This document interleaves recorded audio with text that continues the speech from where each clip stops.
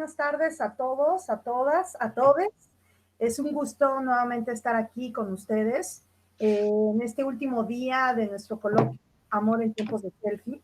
Ha sido una jornada muy productiva, muy enriquecedora y sin duda el día de hoy augura ser un gran final. Entonces, bueno, pues mi nombre es Patricia González, directora del Colegio de Psicología. Los invito a que no se pierdan estas 3 participaciones que tendremos el día de hoy. Entonces, bueno, pues gracias a todos ustedes por estar aquí, por su puntualidad. Le cedo el turno de la palabra al moderador del día de hoy. Susan. A Susan, muchas gracias. Gracias, Toño. Gracias. Sí, Buenas muchas tardes. Gracias. Susan, buenas bienvenida. tardes. Gracias, adelante. Bueno, pues una vez más, buenas tardes a todos. Espero se encuentren excelentemente bien. Bienvenidos una vez más a este coloquio titulado Amor en tiempos de selfie, en donde se han estado abordando temas muy interesantes acerca de los vínculos amorosos que hemos normalizado nosotros las nuevas generaciones. Y bueno, sin más que decir, le doy la bienvenida a Erika Rivera y Mónica García. Ellas son egresadas de la maestría en el estudio del psicoanálisis de la Universidad del Claustro de Sor Juana y nos van a hablar del tema el amor como significado, como acción política y performativa. Bueno, sin más que decir, le cedo la palabra.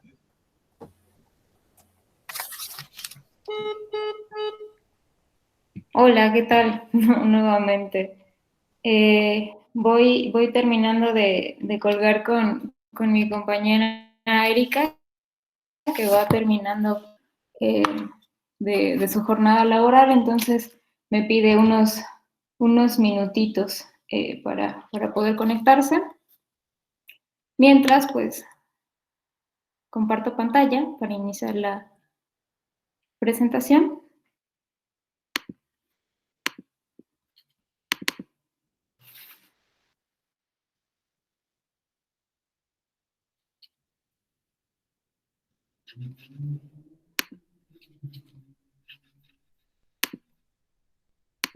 Sí me escuchan bien también, ¿verdad?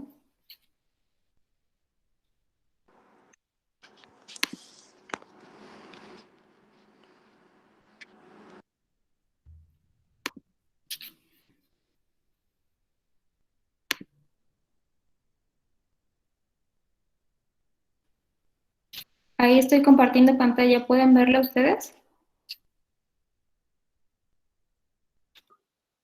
No, todavía no. Ok.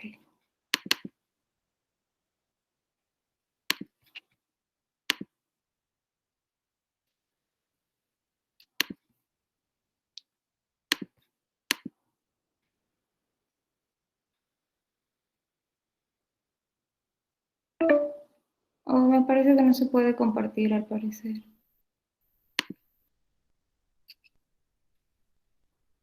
Déjenme intentar una nueva mezcla.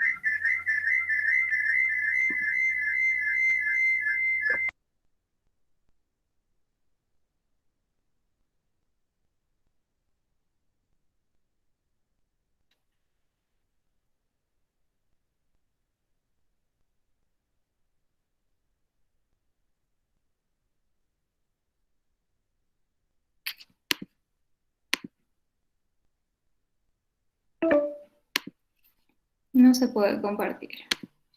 Bueno, trataré de transmitirles un poco de esta presentación que habíamos realizado y veré la forma de posteriormente poder hacérselas llegar en un archivo, si pudieran igual poner sus correos electrónicos y en esa medida a facilitárselas. ¿Y te Bien, parece bien, Mónica? Perdón por interrumpir. Me la puedes enviar y te puedo ayudar a proyectarla. perfecto, sería genial. Te dejé el correo en el chat. Ok. Sí, una disculpa. apenas tengo muy poco acercamiento también con estas moderaciones virtuales, entonces, venga. Gracias por la paciencia.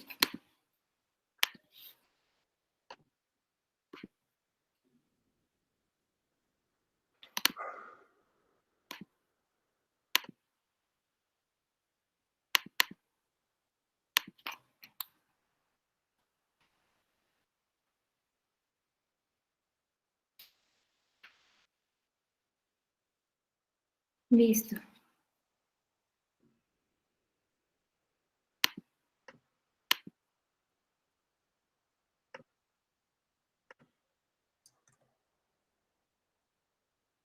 Listo, ya bien.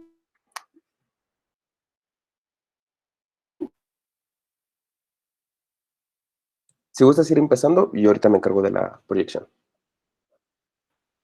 Perfecto. Bien, pues uno de los planteamientos que nos proponíamos mi compañera y yo abordar para igual esta presentación en relación al amor como significante, como acción política y performativa, datan de enunciar algunas características de la sociedad disciplinaria, de la cuestión psicopolítica y farmacopornografía, perdón. Y en esta medida, vislumbrar algunas cuestiones que se conjugan ante elementos de la época tanto victoriana como neoliberal. Bueno, iniciando esto y teniendo también como antecedentes de esta sociedad disciplinaria, empezando también por este punto. Ok. Tendremos los siguientes en cuanto a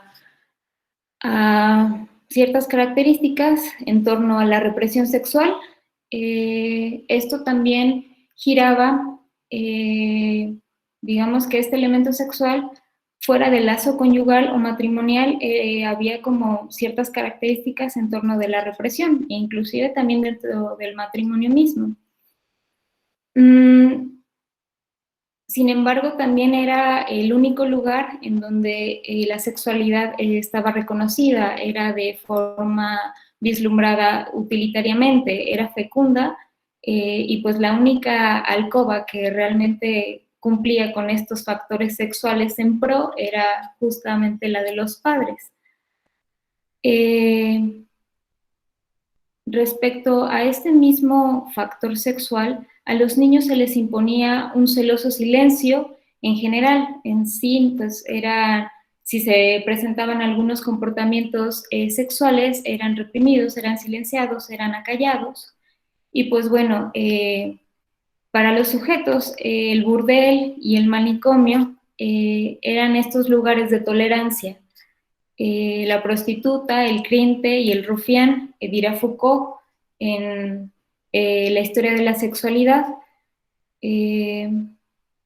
serán como estos lugares concurridos para desempeñar o movilizar algunas cuestiones de la parte sexual. No sé si me van siguiendo, si ya se puede ver algo de la presentación. Ok, perfecto. Estaba yo viendo la presentación. Venga.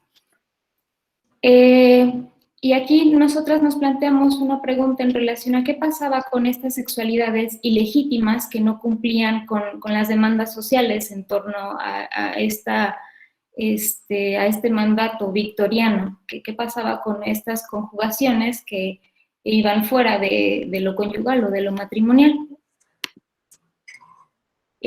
Ahora, dejando como también un poco al aire esta pregunta para retomarla posteriormente, mencionemos un poco en torno a las características de la época neoliberal. Para ello, igual, aquí vamos a citar como a Byung-Chul Han, perdón, anteriormente fue a Foucault en la historia de la sexualidad 1. En estas características de la época neoliberal, aquí marca como la técnica de poder propia del neoliberalismo, adquiere una forma sutil, flexible, inteligente y escapa a toda visibilidad. El sujeto sometido no es siquiera consciente de su sometimiento. Digamos que hay como una especie ideal en relación a la libertad, en relación a la optimización, en relación a estas como entornos, en relación justo como a esta liberación.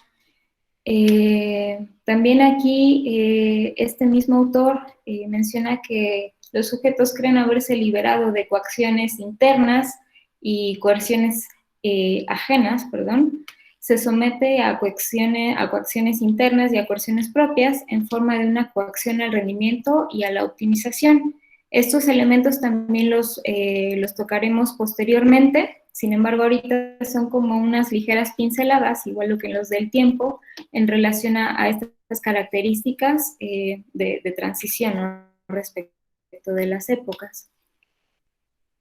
Teniendo aquí también como el elemento común de estas transiciones, tenemos aquí al panóptico en cuanto a esta proposición de Vietnam, de esta estructura. Sin embargo, aquí también lo colocamos en tanto a este objeto y este constante uso en tanto la vigilancia, el sometimiento, la autorización, esta observación, en tanto el comportamiento y pues la dinámica de los sujetos en lo social.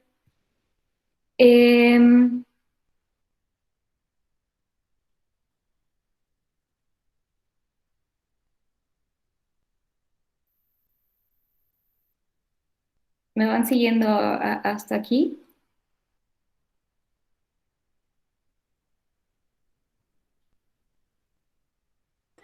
Sí, adelante, Moni. Perdón, es que igual aquí en las diapositivas. Ok. Ok.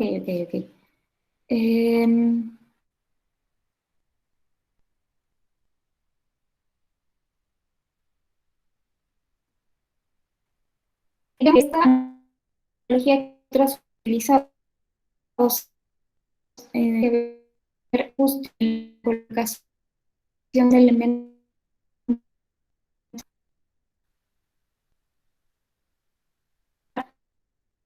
las decisiones también en la época neoliberal en relación a la optimización en tanto los modos de coacciones y coerciones en las que se somete un sujeto. Si anteriormente, en la época victoriana, había como una represión, ahora se opone también en la época neoliberal como esta, no sé si llamarla ilusoria liberación, en tanto estos nuevos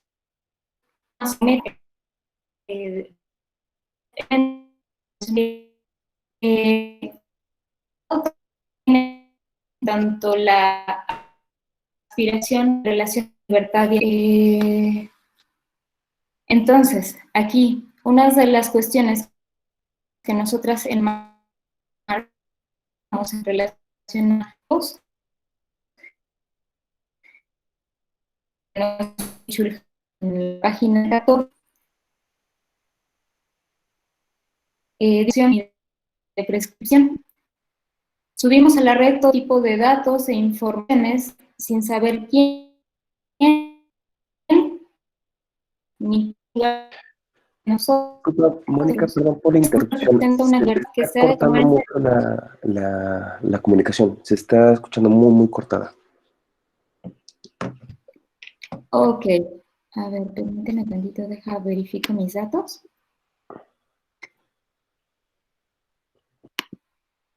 Es que a lo mejor aquí están utilizando los datos. ¿Me escuchan mejor? Sí, mejoró. Ok, bien. Veo, ok. Regreso a retomar la cita en relación a los efectos adaptativos.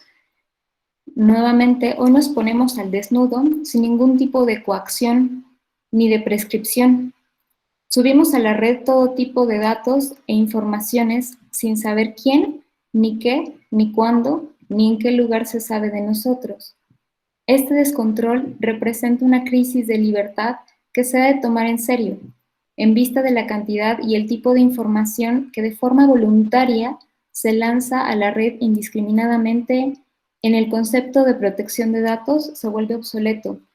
También Byung-Chul Han es lector de Foucault y me parece también importante nombrar como esta parte de la historia de la sexualidad en el volumen 1 en relación a la voluntad y saber.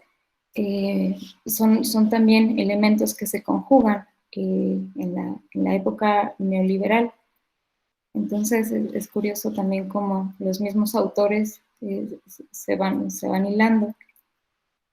Y más bien el encuentro más en relación a cómo surgieron estos dos en la investigación que nosotras realizamos.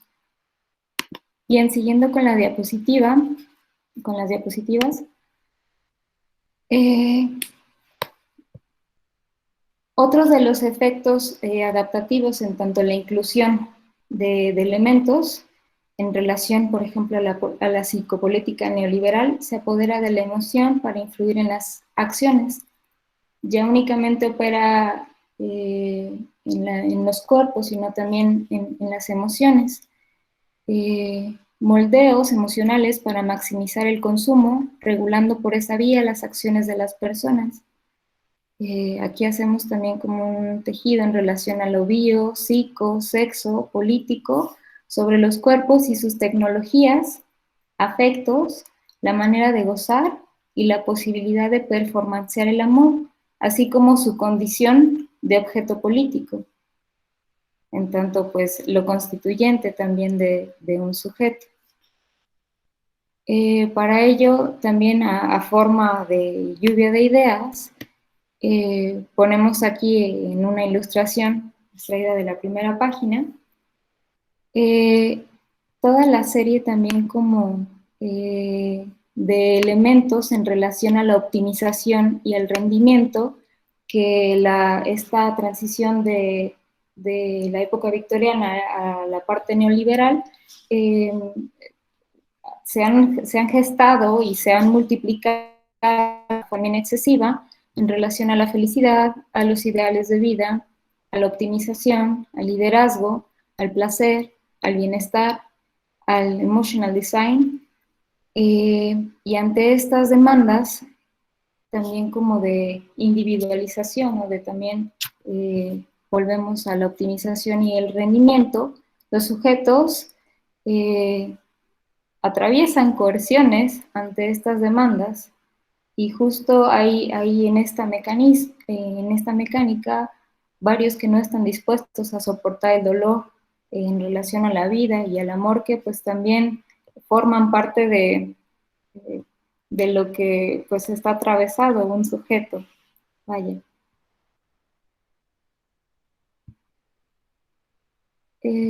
También nos encontramos en esta articulación de lo que nos planteamos por escrito, un meme que se nos hizo representativo en tanto nutrir esta presentación en relación al neoliberalismo, al capitalismo y pues a estas diversificaciones que también han aportado este régimen y este sistema. Y pues bueno, una de las posiciones que también Beatriz Paul Preciado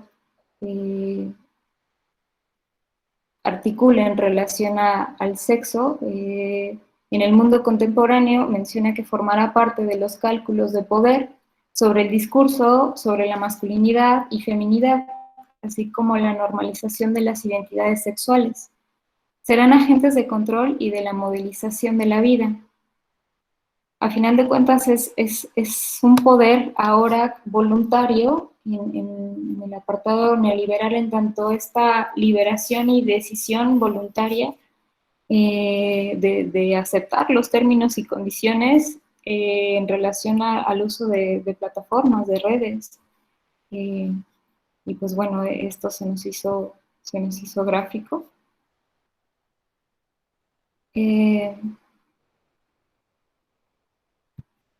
Siguiendo también por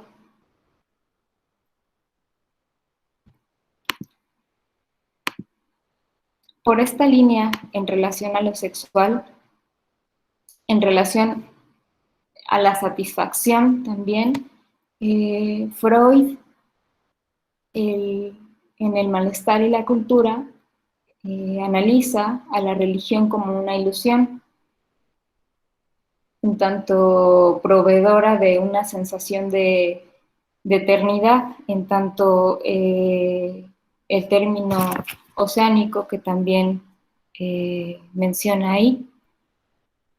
Y siguiendo con esta analogía y con estas también como necesidades que se han surgido y se han multiplicado a lo largo de estas épocas,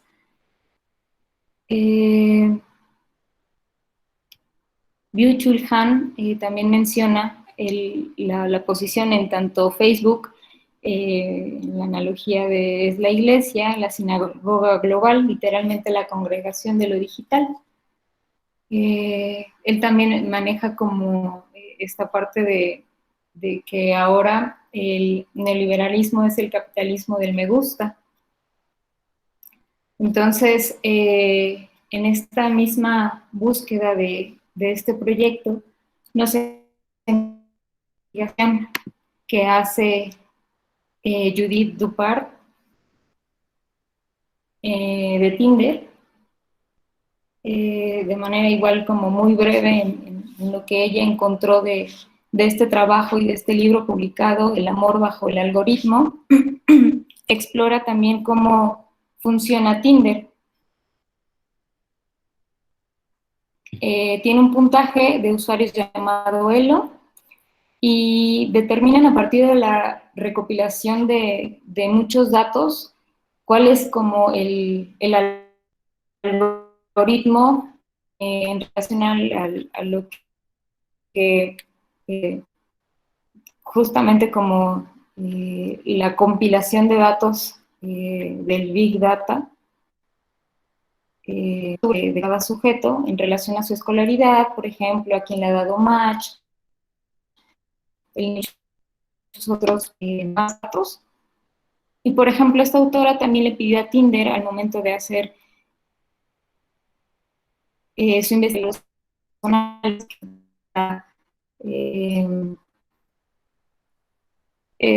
tenían de ella y pues recibió 800 páginas de información personal, digamos como para tener un dato breviario en tanto pues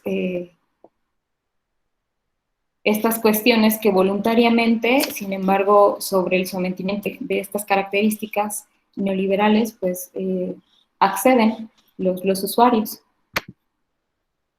Siguiendo con las diapositivas, aquí encontramos que de este modo el algoritmo tiene suerte de religión y brinda a las personas dos fases. Por un lado, evitar el dolor y el displacer, lo cual es tirada y un juego azaroso también para el sujeto, ¿no? En relación. Y en este quitapenas, siguiendo a la lectura de Freud, de Malestar y la cultura, con el cual podrán escapar el peso de la realidad. En tanto, pues este nivel de satisfacción alcanzado en un solo clic, digamos que es como un nivel placentero. Me parece que en la siguiente diapositiva lo mencionamos. Y también aquí enmarcan que en la sociedad habrá personas que ya estimen feliz por el mero hecho de haber escapado a esta desgracia, de haber sobrevivido al sufrimiento.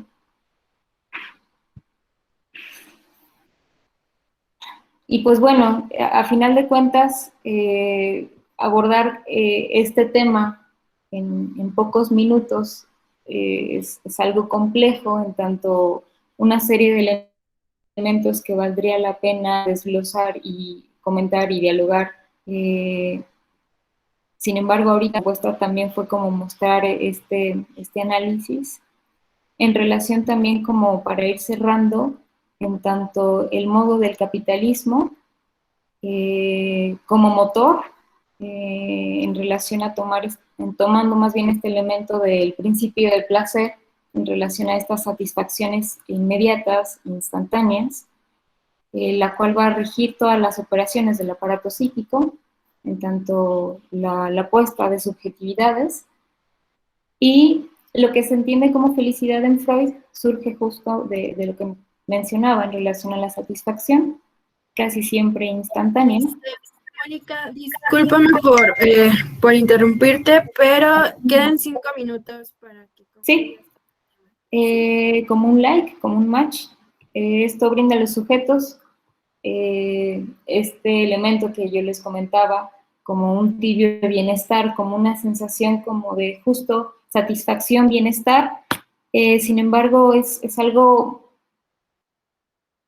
fugaz, en tanto esta búsqueda de los sujetos a encontrar esa nueva satisfacción los lleva a pulsionar desde este elemento, y así el amor y la felicidad estarán ya limitadas. Y pues bueno, uno de los elementos que aquí ponemos, siendo unos tibios, bajaremos nuestro estándar de lo que pueda ser amor, felicidad en relaciones como resultado de este principio de placer, teniendo en cuenta también los elementos, más bien considerando los elementos que se mostraban en las diapositivas anteriores en relación a la optimización, a buscar una priorización en relación al liderazgo, a los ideales de vida, a la felicidad. Entonces, una de las propuestas también de Freud en relación a ir también un poco más en bajar esos estándares para justo el principio de placer. Y pues bueno, eso sería todo por mi participación. Ok, muchas gracias, Mónica. Te agradece toda la aportación que nos has hecho en este poco tiempo. En verdad, muchísimas gracias. Y pues, bueno, les recuerdo que mantengan sus micrófonos cerrados y cualquier duda, aclaración o aportación, al final se hará una sección donde se abrirán preguntas y ahí pueden decir cualquier duda o cuestión que tengan. Y pues bueno, pasamos a nuestro siguiente tema y les voy a presentar a Paulina Lazo. Ella es estudiante de psicología de la Universidad del Claustro de Sor Juana. Actualmente es integrante del grupo de investigación COAPSI. Y a Antonio Gómez, licenciado en psicología por la Universidad del Claustro de Sor Juana, con una maestría en Ciencias Sociales de la Universidad Autónoma de la Ciudad de México, una especialidad clínica psicoanalítica Freud-Lacan por la Red Analítica Lacaniana, y es psicoanalista y acompañante terapéutico. Ellos nos hablarán acerca del tema amor, cuerpo y virtudes. Bueno, sin más que decir, les cedo la palabra a ellos y pues adelante. Hola, hola. Muchas gracias, Susan, qué amable por la presentación. Pues estamos muy emocionados, yo estoy un poco nerviosa. Es la primera vez que se me presenta, bueno, no se me presenta, pero más bien que yo decido tomar esta oportunidad para platicar un poquito sobre un tema que pues a Toño y a mí se nos hizo bastante interesante. Hemos estado platicando mucho de él y bueno, llegamos a ciertas ideas, a algunos pensamientos, algunas reflexiones, y la idea es que se los compartamos de la manera más breve posible, porque bueno, como bien lo dijo Mónica con su ponencia anterior, es algo que podría dar para a lo mejor incluso un seminario, ¿no? Pero bueno, nuestra ponencia, al titularse Amor, Cuerpo y Virtualidad, pues nos empieza a cuestionar sobre estos tres conceptos, estas tres palabras, pero pasados evidentemente a un escenario completamente distinto a lo que se vivía antes, ¿no? Un poquito retomando la plática que comentaba Mónica, pues cómo se vivía, por ejemplo, en la época victoriana, ¿no? Y pues ella nos dio una muy buena introducción de cómo era esto, pero bueno, en este sentido, pues, ¿qué es lo que va a cambiar, no? De ahí es de donde nació este interés de la plática. ¿En qué escenario nos estamos desarrollando? Byung-Chul Han, en uno de sus libros denominado La agonía del Eros, denomina esta sociedad que nosotros tenemos, a diferencia de la que ya nos hizo favor de relatar Mónica, que era la sociedad disciplinaria, la sociedad en donde había un jefe, donde existía una constante exigencia para con el trabajador, donde había jornadas muy largas, y realmente si no se cumplía este trabajo, pues había ciertas represalias, pero por parte de alguien externo, ¿no? Esta sociedad del rendimiento, en donde nosotros nos encontramos, es una sociedad que actualmente, por la crisis que estamos presentando, ya no solamente está en la parte de lo real, vamos a llamarla la realidad, la cotidianidad, en donde nosotros salíamos y teníamos un empleo, teníamos un jefe, evidentemente, pero como bien lo dijo nuestra compañera, este jefe ya no está tan presente, es un jefe que poco a poco se va internalizando, ¿no? Es un jefe persecutorio en muchos casos, que ya está dentro de nosotros, es un jefe en donde existe una nueva explotación, que es la explotación del sí mismo. Una explotación que evidentemente viene a través de muchas cosas que nosotros vemos en nuestro día con día. Ahorita mucho más presente, puede estar en la televisión, puede estar, no sé, escucharla en la radio, pero realmente ¿dónde la vemos más? Pues en las redes sociales, ¿no? Es esta sociedad de la Big Data, esta sociedad que se desarrolla en un escenario donde hay una cantidad de información inconmensurable, una cantidad de información que incluso en algún momento puede llegar a abrumar, puede llegar a ser tanta cantidad de ruido que imposibilita incluso la posibilidad de pensar. Es un escenario en donde nos encontramos con un todo. Nada falta. Si tú buscas algo en Google, si tú buscas algo en Firefox, en Safari, en Bing, en cualquier buscador que tú tengas, pues vas a encontrar cantidad de información que pues yo creo que va a tomar gran parte de tu vida al poderla leer toda, ¿no? Pero dentro de esta cantidad de información también existe una cierta, pues, ¿cómo mencionarlo? Como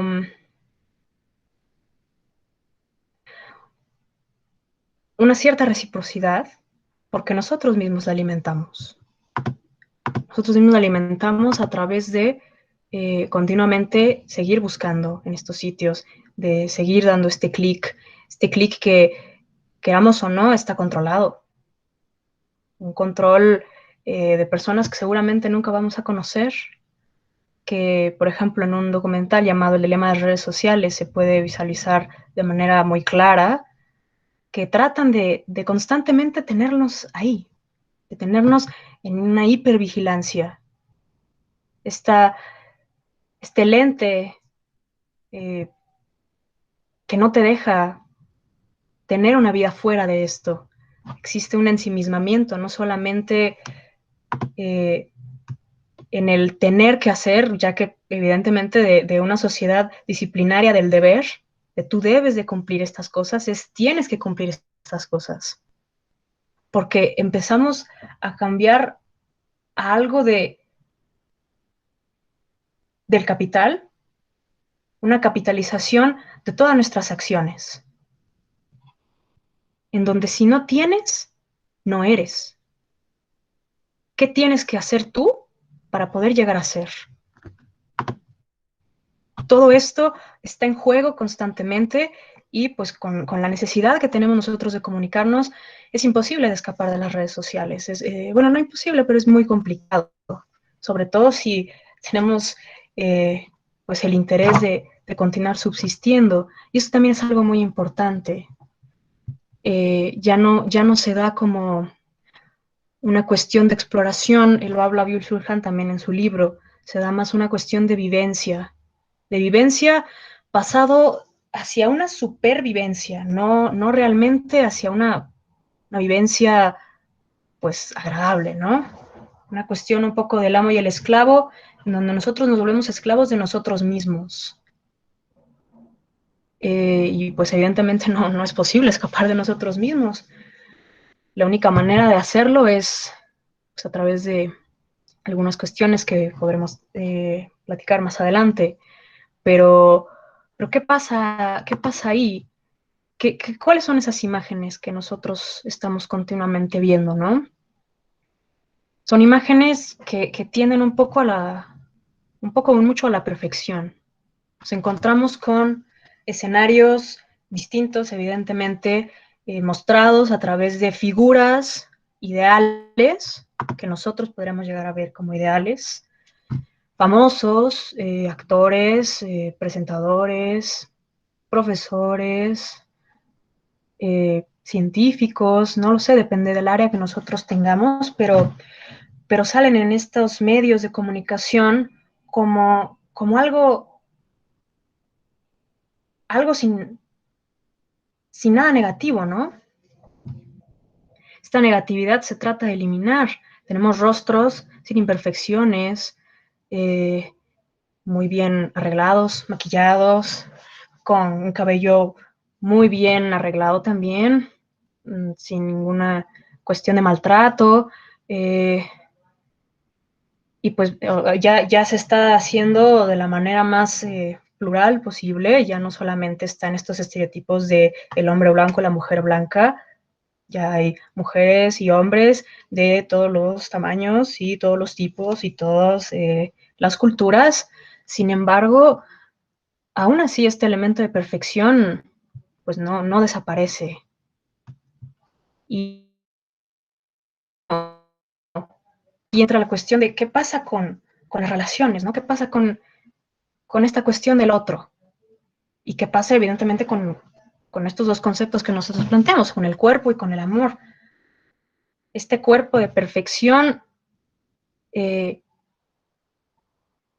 nosotros en algún momento tratamos de igualar a través de la compra y venta, evidentemente, porque pues, es un mundo mercantilizado, no podemos escapar de ello. Se trata de igualar lo mejor que se pueda. Y pues como dijo Mónica, es un cuerpo que constantemente está siendo subido a las redes sociales con esta intención de lo que Vilma Cocos en una de sus ponencias que se llama La imagen del cuerpo, lo denomina como un amor numérico, ¿no? Un amor de escalas. Tú vales los likes que tienes. Tú eres los likes que tienes, ¿no? Tú eres tantas visitas que tienes a tu sitio. Este cuerpo se vuelve pues un poco también pornográfico de cierta manera, como lo mencionaba también Moni. ¿Pero por qué pornográfico? Porque no hay nada que se esconda en este cuerpo y evidentemente en este juego de la pornografía pues tampoco hay nada que falte. Evidentemente tenemos cuerpos voluminosos, con muchas cualidades, cuerpos que están dispuestos a todo, pero que siguen ciertas reglas, ¿no? En esta cuestión de el evitar la negatividad y que todo sea positivo, que todo el tiempo seas exitoso, que todo el tiempo tengas los mejores amigos, que todo el tiempo tengas una sonrisa, es el tener, se dan cuenta el verbo tener, está muy presente en el discurso. No hay una forma de pasarlo a otra manera, a menos de que se dé esta capacidad de reflexión. Pero es una reflexión que a veces o no se quiere o no se puede. Porque evidentemente se dice el que quiere, pues puede. Pero en una sociedad del cansancio, en una sociedad en donde lo que se necesita es tener todo, pues ¿en qué momento lo puedes hacer? Si lo que necesitas es bienes materiales, si lo que necesitas es seguir acumulando amores, seguir acumulando sexo, seguir acumulando libros, esta cuestión de vivencia se vuelve acumulativa y se quita la cuestión de experiencia. ¿Cuántas cosas has vivido? ¿Cuántas cosas he vivido hoy? ¿Cuánto es lo que voy a vivir mañana? Tengo que hacer una lista y a ver si lo cumplo, y si no lo cumplo, chas, el latigazo constante, el super yo persecutorio. Entonces, esta mercantilización de los cuerpos, esta cuestión de la mercantilización del amor, porque el amor ya no pasa a esta cuestión del eros, de lo que nos hablaba Freud un poco, y bueno, muchos otros autores, de lo que nos hablaba Lacan en su frase, por ejemplo, de amar es dar lo que no se tiene a quien no es. Esta cuestión de dar lo que no se tiene, pues es una cuestión que algo que nunca se tuvo, ¿no? Es algo que nosotros nos vamos creando poco a poco. Y a quien no es, pues evidentemente es a un otro que es diferente a nosotros, no a un otro creado como nos dicen que tiene que ser perfecto, un igual, porque también existe esta cuestión de poner a todos en un molde, ¿no? Tú tienes que ser como A, como B, como C, y seguir ese camino constantemente. Entonces nosotros pensamos nuevamente esta frase de Lacan a través de, pues, estas palabras que hoy sería: el amor es dar el cuerpo que no se tiene a quien no es, pero se tiene la esperanza de que al darlo sea tanto el cuerpo y el amante. Pero no es un cuerpo y un amante, es el cuerpo y el amante, con este artículo al principio. Entonces tenemos una cuestión de estar constantemente buscando cuál puede ser ese amante, cuál puede ser ese cuerpo. Es una cuestión de búsqueda incesante e inmediata. Si este no me gusta, bye. Si este no me gusta, bye. Este me gusta, ok, ¿cuánto tiempo me gusta? ¿Cuánto tiempo me puede llegar a satisfacer? Porque también entran en juego esta cuestión de las imágenes ideales que, pues si llega a tener alguna imperfección, ya no gusta. Y pues incluso lo podríamos pensar en estas relaciones de mejor ya no meter la cuestión del eros, ¿no?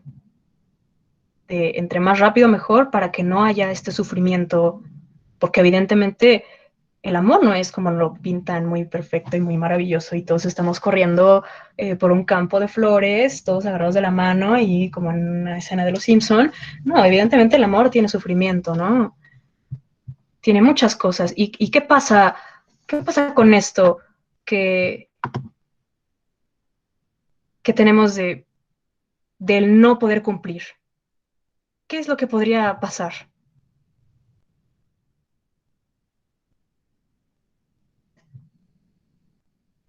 Pues una ruptura, ¿no?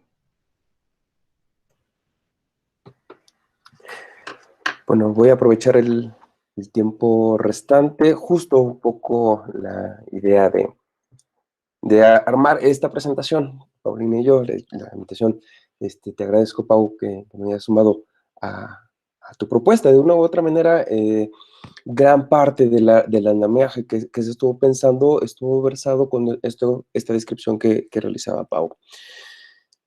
La cuestión vino, y parte de la dificultad, es si estos cuerpos que se apuntan a ser perfectibles, si esta condición de entonces apostar a un constante producir, estar apostándose en la imagen, estar constantemente atravesado, ¿sí? por estos discursos que en otros espacios, por las caras familiares que vemos aquí, hemos podido describir estos discursos culturales que de una u otra manera nos exigen ciertas formas de dinámicas.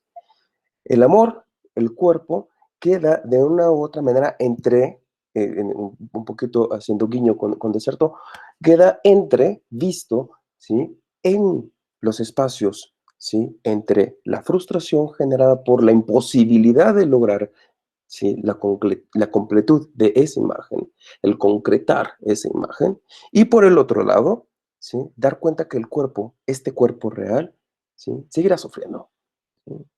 De una u otra manera, no hay elemento más eh, tácito en dar cuenta del malestar que atraviesa nuestras sociedades que el propio cuerpo.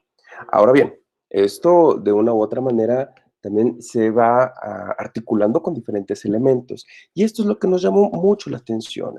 Es decir, preguntar, incluso llegamos a preguntarnos, ¿qué es lo peor que puede pasar? ¿Qué pasa o qué sucede con esta herida narcisista que de una u otra manera se genera al momento de que la imagen y el cuerpo, es decir, esta ilusión de que esa imagen que se nos está regresando es, como bien lo decía Pau, es la imagen, es el cuerpo, ¿sí? Atiborrada de filtros, atiborrada de mecanismos que borraran todo tipo de imperfección. ¿Qué pasa cuando de repente nos volvemos a percatar como sujetos mortales, apalabrados, sexuados? ¿Sí? De una u otra manera, la desilusión es inminente. Y esta desilusión, de una u otra manera, de lo que acontece, de lo que pudiera devenir, ¿sí? Es esto que hemos estado en diferentes momentos hablando como estos síntomas contemporáneos, lo que tiene que ver y que, aprovechando justo la intervención de Mónica y lo que describe Pau, con todos estos síntomas de la depresión, ¿sí? Todos estos síntomas del burnout, todos estos síntomas que tienen que ver con la exigencia de uno mismo. Han lo interponen como en esta sociedad también del ser emprendedor. Ahora uno es el propio amo, ¿sí? Y ya no se necesitan estas sociedades disciplinarias, sino ahora son las sociedades del rendimiento, son las sociedades de lo virtual. Eh, Me gustó mucho el lapsus que tuvo Susan. Hay una cuestión de la virtud que claro que se está rompiendo, ¿sí? Creo que en esta circunstancia la virtud, ¿sí? O la construcción de virtudes, ¿sí? Pareciera que se extrapolan a una construcción imaginaria de algo que se puede consumir y por lo tanto reproducir, ¿sí? El discurso capital, es decir, el discurso que tenemos en nuestros tiempos, no solo es produce por consumir, no.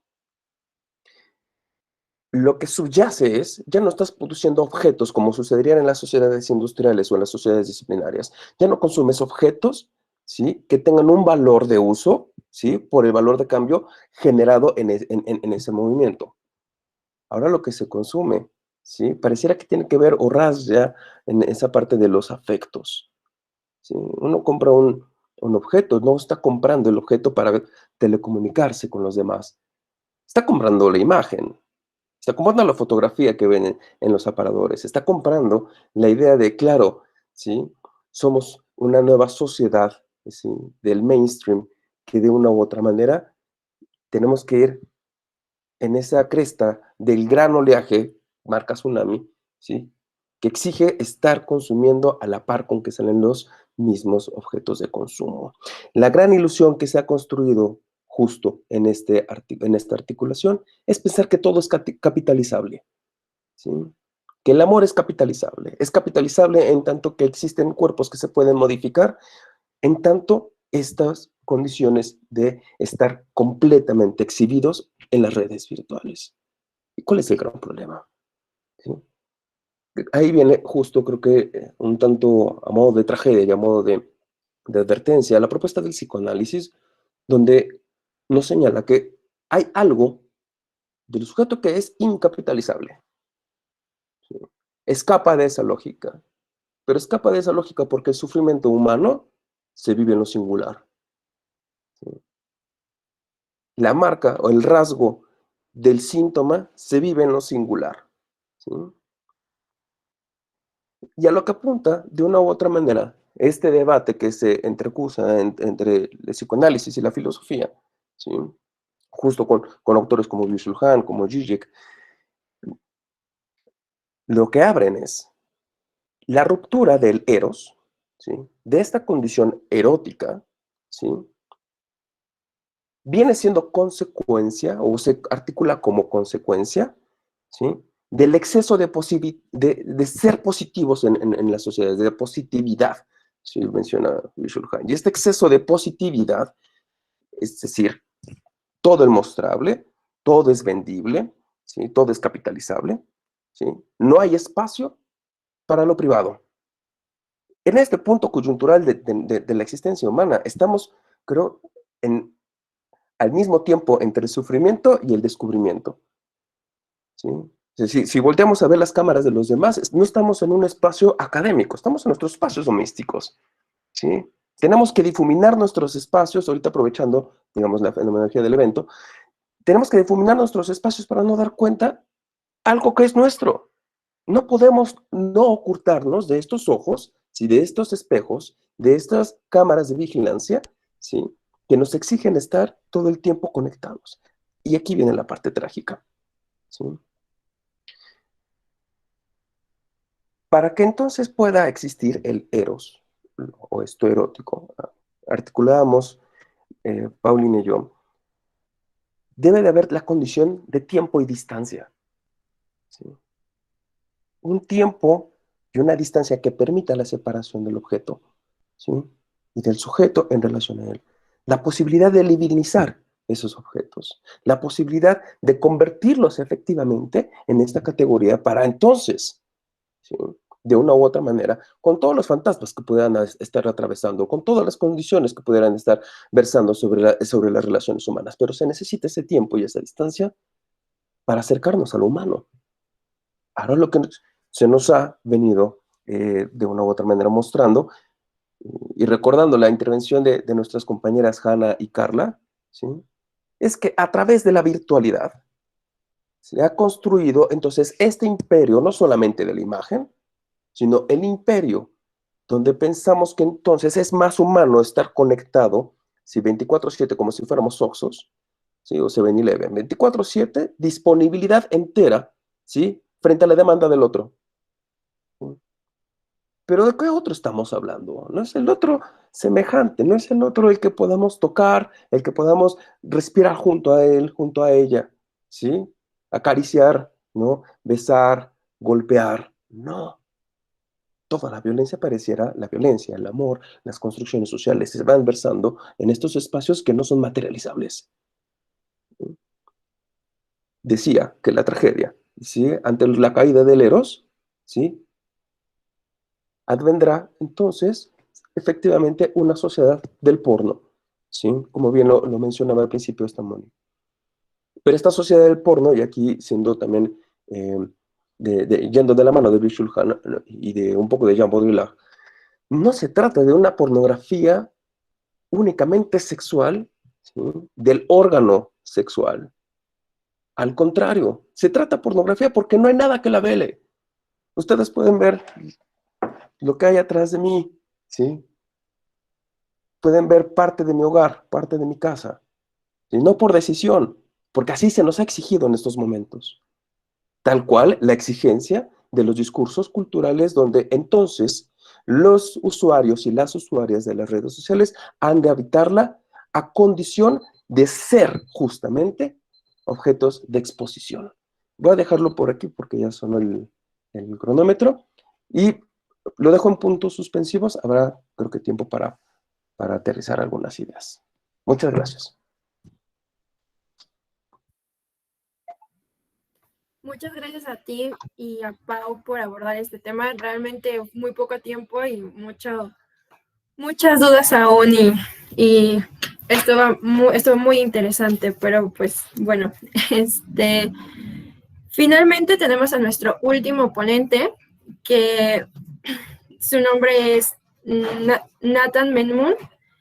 Él es, perdón por la pronunciación del nombre, él es licenciado en psicología por parte de la Universidad Nacional Autónoma de México, titulado de la carrera de Administración de la Hospitalidad en la Universidad Iberoamericana, especialidad en Gestión Estratégica del Talento Humano en la UNAM, trayectoria profesional en recursos humanos en diferentes organizaciones.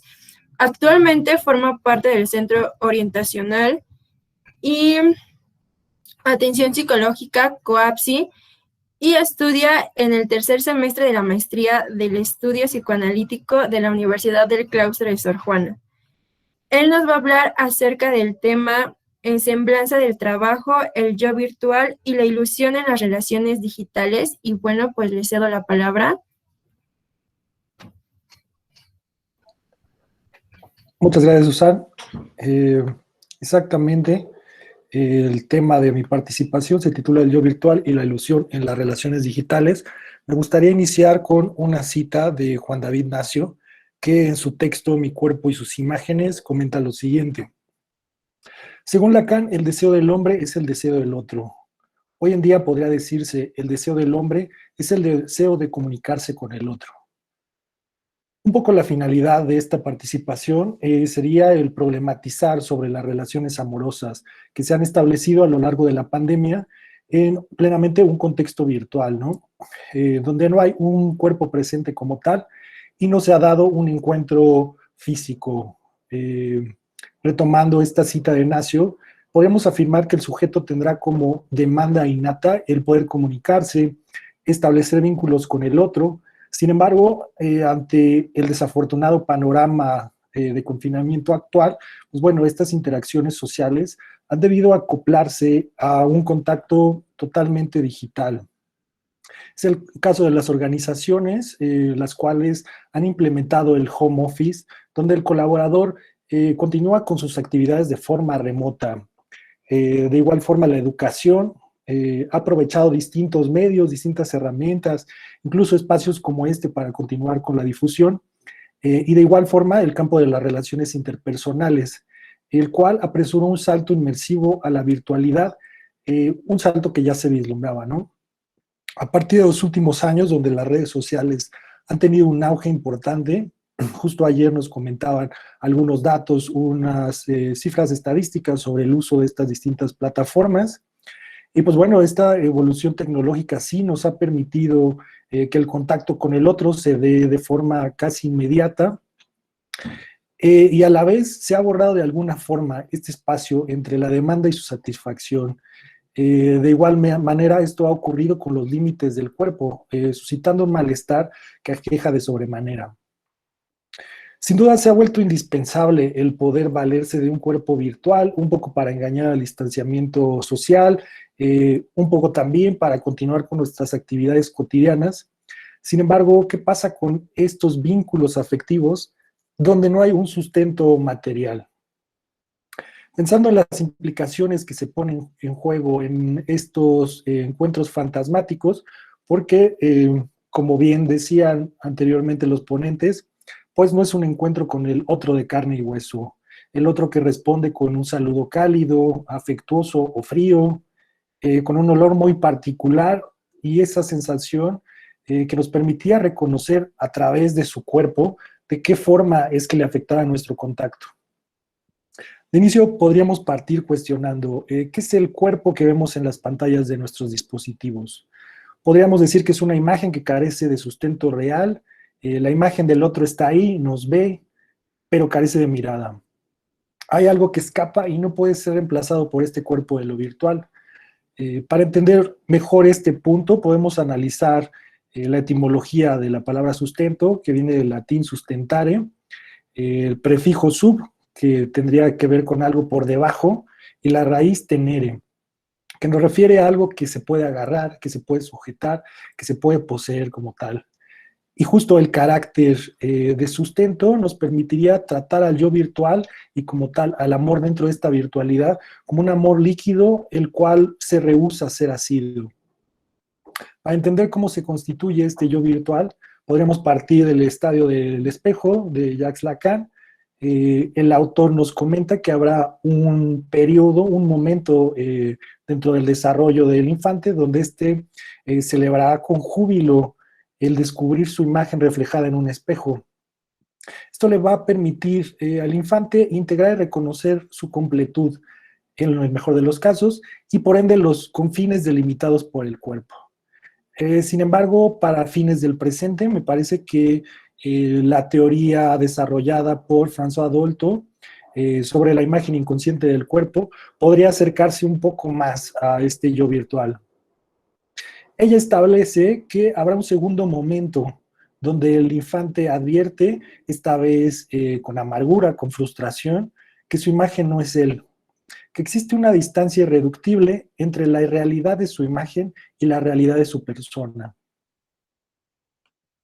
Este momento ocasionará una desilusión y pondrá de aviso al infante sobre esta apariencia tan engañosa, con la cual compartirá ciertos aspectos y de la cual lo separará también una distancia considerable. Es decir, la imagen se ve como él, se mueve como él, y sin embargo no es él. Por otro lado, a partir de la misma es que será identificado y reconocido por el otro. Esta sería una de las cualidades de la imagen como tal especular. Y siguiendo esta línea, pues esto nos llevaría a pensar que es el yo virtual, sino un ente no castrado, el cual ha conseguido de alguna manera el borrar los límites del ideal narcisista y deformar nuestra imagen a placer.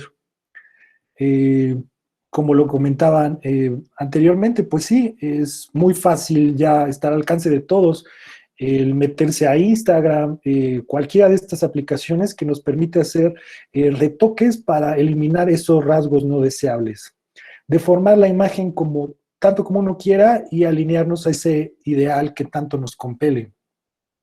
Estos filtros de aplicaciones, pues bueno, pueden cambiar el color de nuestros ojos, nuestra tez, podemos modificar nuestra complexión a partir de ella. Inclusive vi un filtro, por así llamarlo, de rinoplastía.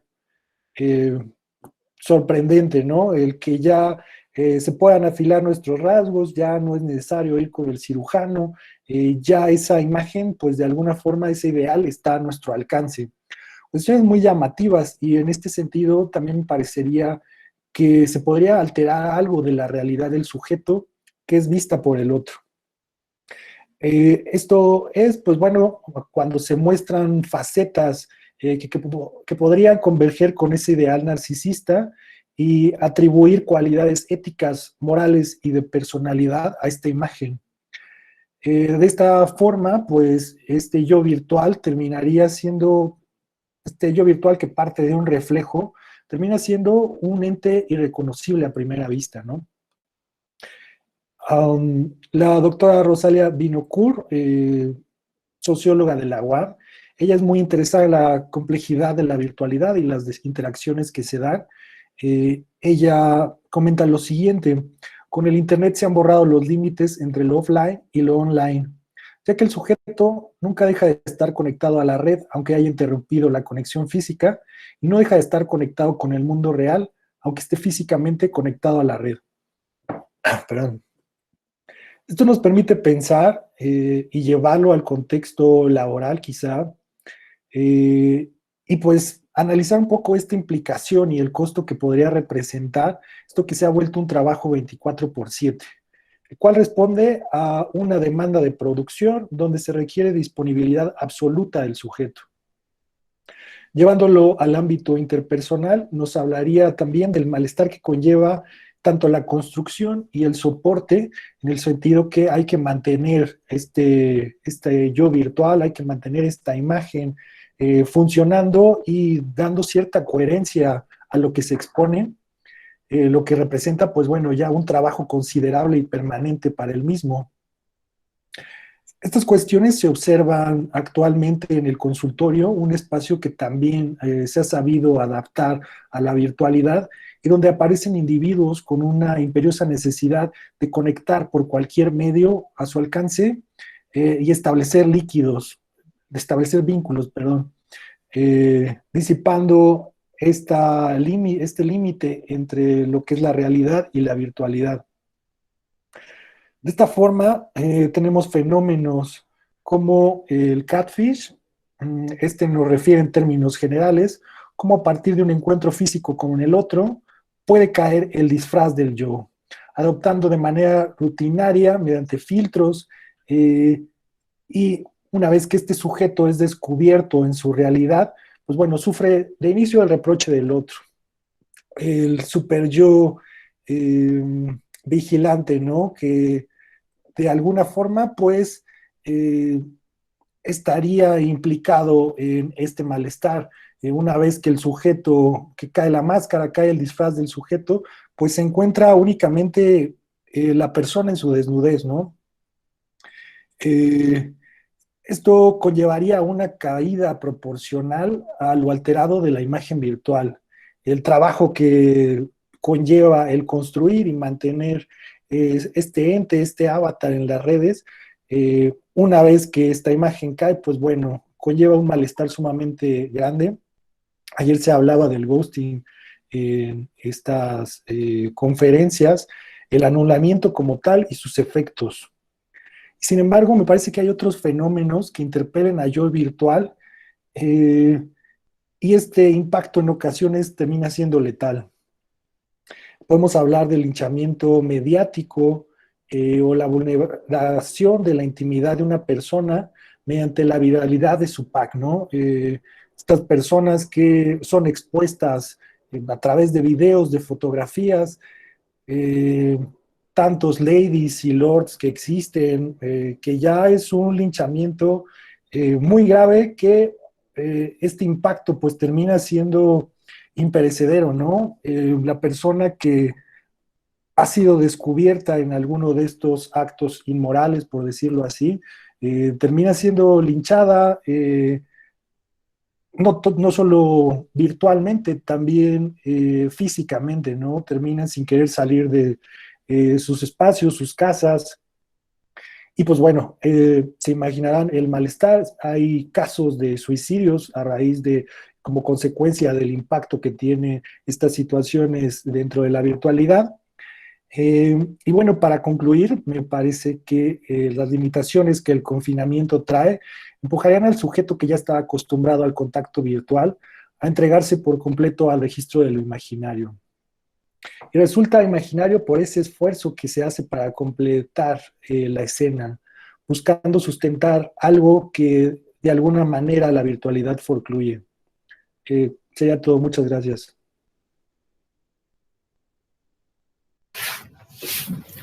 Muchísimas gracias. Un gran aplauso.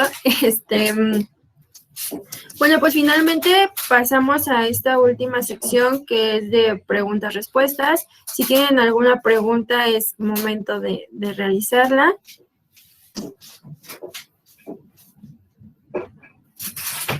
¿Alguien?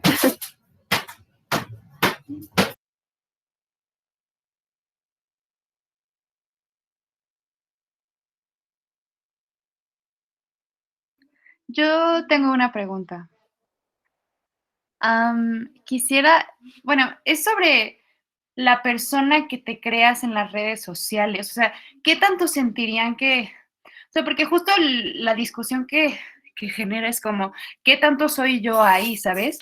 Si al final puedo tener como una manera, pues, ¿cuál es la palabra? Como ilimitada de portrayarme a la sociedad. Entonces, pues sí, ¿qué tanto dirían que realmente es la persona cuando es en redes sociales? A quien quiera hablar del tema. Pues aprovecho la oportunidad. Curioso la palabra que utilizaste, es este anglicismo de portrait, ¿no? Como si fuera un verbo. Tiene que ver con ello, ¿no? Es decir, de una u otra forma, que fue algo que también discutimos Pau y yo arduamente, tienen que ver cómo es que se apuesta el cuerpo en lo virtual, y esto es, más bien, reformulo, no es sin el cruce por los ideales, ¿no? Esta construcción imaginaria de qué es lo que yo espero ver en ese cuerpo que no encuentro en este real. Sí, creo que ahí viene justo un gran problemón de nuestras sociedades modernas, porque gran parte de las heridas narcisistas que vemos y que llegan a la clínica, ¿no? Esto que Colette Soler en algún momento denominaba los heridos del capitalismo, pues bueno, va de qué imposibilidad, ¿no? Tan radical que este cuerpo, ¿sí? Natural, no pueda sostenerse allá afuera. Entonces se construye un ideal, se construye una imagen, justamente, a saber si esa imagen es real.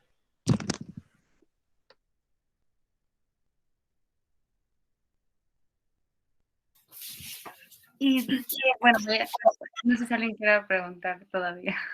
O sea, y creo que, más bien, y dentro de estas expectativas que se tiene a uno mismo o sea, como este super yo estándose presionando por dar esta imagen perfecta, o sea, ¿crees que al final del día, como toda esta parte de llevarlo a una red social, como que de alguna manera sugiere que queremos como esta utopía donde nada más se pueda reflejar las partes buenas, como, o sea, de ahí sale la duda de que qué tan real es, porque al final del día, pues a pesar de ser esta plataforma donde me permite como tener una extensión más de cómo expresarme, pues también puede distorsionar muchísimo como lo que estoy concibiendo de mi realidad, y pues no sé qué tengan que opinar al respecto.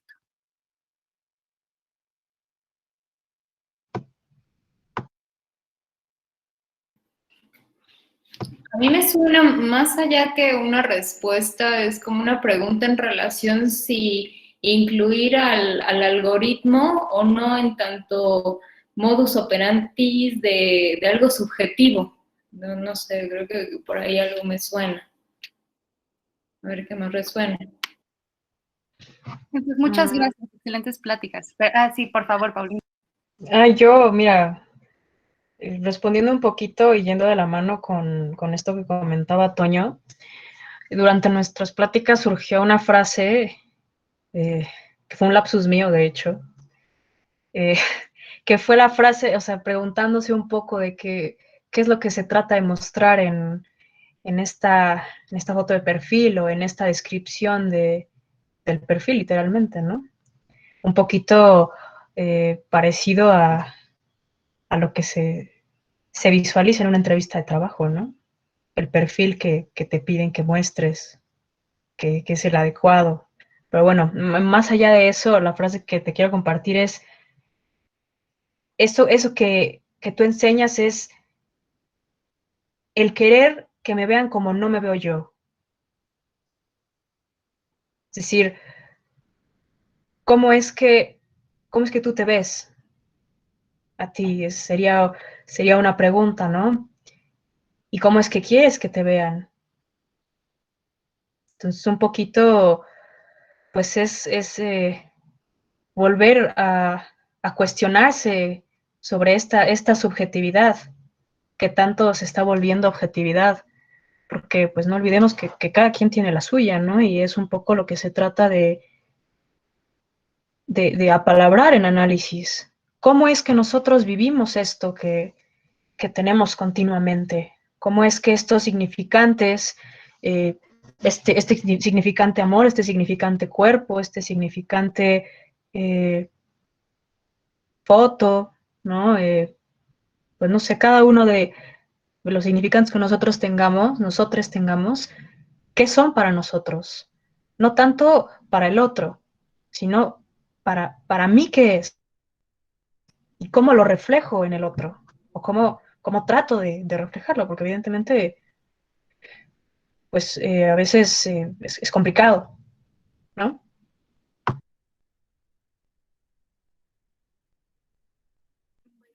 Muchas gracias. Creo que tengo una última pregunta de Aram. Tiene la mano levantada, así que adelante. Bueno, realmente me puse a pensar un poco en esta parte de crear como otra persona a partir de una imagen, pero esto indiscutiblemente va muy ligado a la tecnología, ¿no? Y creo que, pues, o sea, el acceso a los móviles y a las cámaras, pues, es, pues, um, necesario para que todo esto tenga lugar, ¿no? Pero, pues, hay personas que no tienen acceso a esto o hay otras personas que no quieren ser partícipes como de toda esta sociedad eh, en lo digital, ¿no? Y pues bueno, como qué problemáticas se le podrán presentar a este tipo de personas en la sociedad actual, ¿no? Porque pues todas las personas de una u otra forma tienen que utilizar la tecnología, ¿no? Y las redes sociales, pero hay muchas personas que no tienen acceso a ellas y cómo esto les afecta en la sociedad actual, ¿no? Bueno, no sé, es como una pregunta al aire, realmente es como un pensamiento.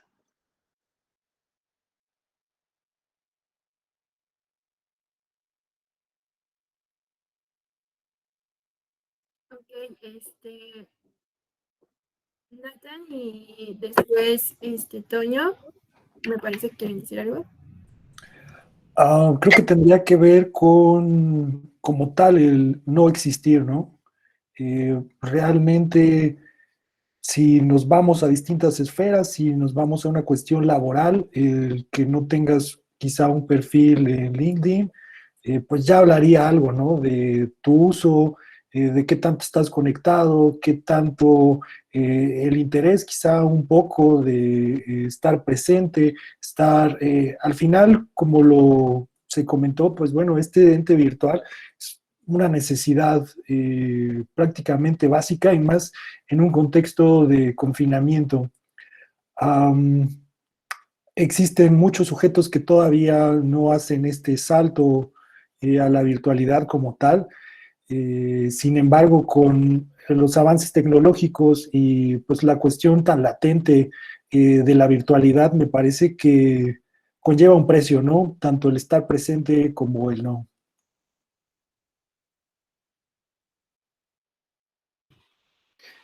Igual, siguiendo un poco lo que ahorita está hablando Nathan, bueno, sin que se me olvide, creo que Erika arriba quería comentar algo y ahorita también le cedemos la palabra. Es bien interesante, Aram, tu pregunta, porque a mí me hace pensar que en este contexto en el que vivimos, quienes no están conectados no existen. Es decir, no es porque dejen de existir fenoménicamente, ¿no? No se desaparecen como Volver al Futuro, ¿no? Si nunca existieron, nunca pasó. Pero dejan existir en tanto las condiciones que se gestan en nuestra propia sociedad de inclusión. Se nos pide, ¿sí? Que si bien, por ejemplo, volviendo como a este recorrido histórico-político, ¿no? Si bien las sociedades modernas han generado entonces este recorrido de inclusión a partir del reconocimiento político de sus miembros, es decir, de nosotros como ciudadanos, ahora esta llamada ciudadanía virtual reconoce únicamente a los que están conectados. ¿Sí? Pensemos en las poblaciones limítrofes, pensemos en las poblaciones migrantes, pensemos en las poblaciones con escasos recursos o sin posibilidad de conectividad. Justamente, ¿qué es lo que sucede? Podríamos hipotetizar, y esto es una invitación, entonces considerar que pudiera funcionar a forma de síntoma meramente freudiano, que aquello que devela esta imposibilidad es no querer saber acerca de la humanidad del otro. ¿Qué más radical que lo que pasa en la Franja de Gaza? Se nos televisa, claro, podemos ver las noticias, pero eso es a partir de los ojos que están viendo lo que sucede, más no los ojos que lo viven. ¿Sí? Sabemos de las caravanas migrantes a partir de los discursos, ¿sí? Generados por los diferentes representantes políticos de las naciones. Pero ¿qué le pasa al migrante?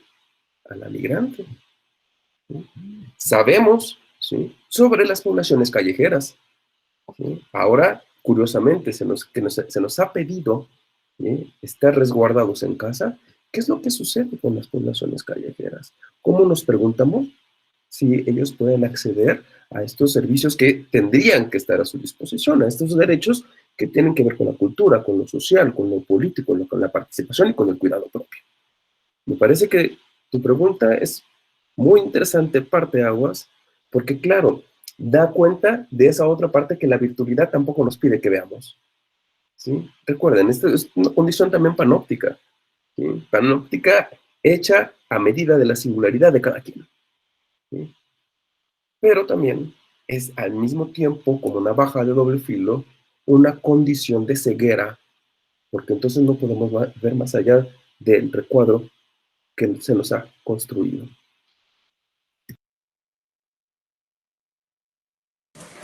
Coincido contigo, justo lo interesante es como pensar en estas disidencias, ¿no? En estas revoluciones y en el tema que nos convocaba en el asunto del amor. Decía Moni al final de la ponencia que nos hace tibios, ¿no? Entonces parte de la revolución justo del amor es explotar de amor, ¿no? Y hay un movimiento justo que aparece de cuerpos disidentes, ¿no? De la comunidad trans, de la ternura radical, ¿no? O sea, cómo resistir este mandato del otro, ¿no? De ser unos tibios, de conformarnos con no sufrir. Entonces, yo sí creo que la pregunta que hace es muy, muy certera y preguntarnos, pero bueno, entonces ¿es real o no? Pero también tendríamos que cuestionarnos cómo eso es que está tocando a los cuerpos hablantes, porque hay efectos, ¿no? Tenemos la ley Olimpa, por ejemplo, ¿no? Que algo sucedió en las redes que aparentemente en lo no real, pero sí llegó incluso a mover algo en las normas, ¿no? Entonces, sí creo que es importante el planteamiento que tú haces de repensar los cuerpos incluso disidentes, ¿no? En el Tinder, lo que decíamos, ¿no? No tienen super calificación, pero ¿qué pasa? Oculta TikTok, por ejemplo, ¿no? También decían que los cuerpos que no son o que no tienen una belleza hegemónica, pues eran ocultados, no eran mostrados. Entonces, sí creo que hay mucho que repensar y mucho que resistir. Igual no me extiendo tanto, pero con eso que comentas, Erika, me hiciste pensar definitivamente en la obra de Butler, particularmente esta línea que trabaja de las vidas que valen la pena ser lloradas, ¿sí? O las vidas que valen. Claro, hay una condición también donde hay cierta resignificación a esos cuerpos que vale la pena ser buscados, ser enterrados, ser vistos, ser promovidos, ser vendibles. Y hay otros cuerpos que no vale la pena ni ser encontrados, ni ser llorados, ni ser vendidos, ¿sí? Y mucho menos ser consumidos, ¿sí? Pueden ser objetos, cuerpos de explotación, de maltrato, depositarios de violencia, de diferentes formas, de diferentes mecanismos de violencia, pero eso no resignifica la condición de dignidad humana que se podría representar a través de los llamados derechos humanos. Claro, dejan de ser humanos porque se convierten en objetos. Y no un objeto psicoanalíticamente organizado, divinizado, no. Un objeto materializado desde el consumo del capital.